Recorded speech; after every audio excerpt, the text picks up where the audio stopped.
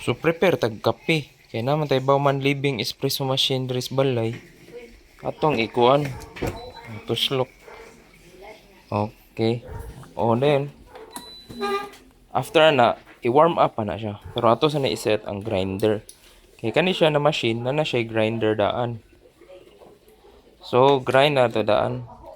Ana. So mag-grind ng machine.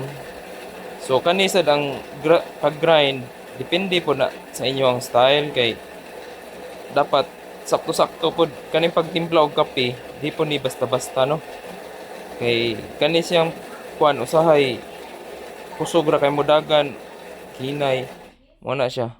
So kana grind sa nato yan naman na siya kuan kanang amount imo ginang patagon. Patagon na siya kani para patag po ni natul.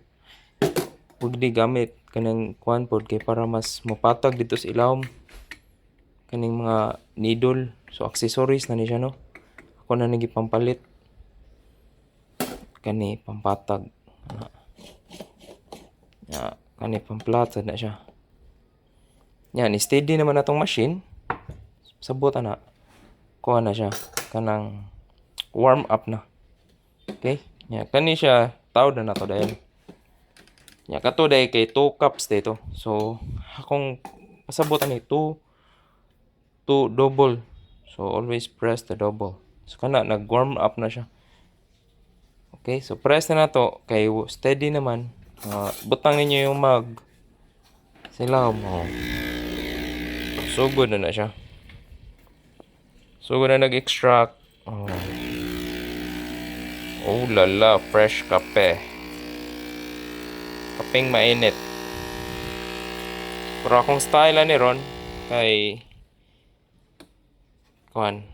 So kana. So mo to na extract na siya.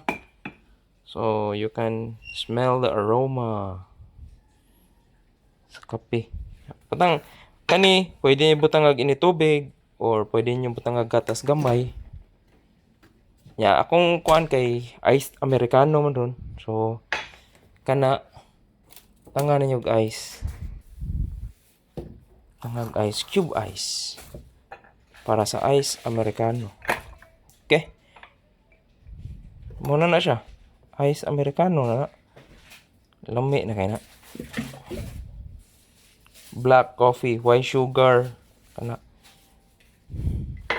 Kung ganahan mo keto, kana mo na gamiton. Okay? Tara.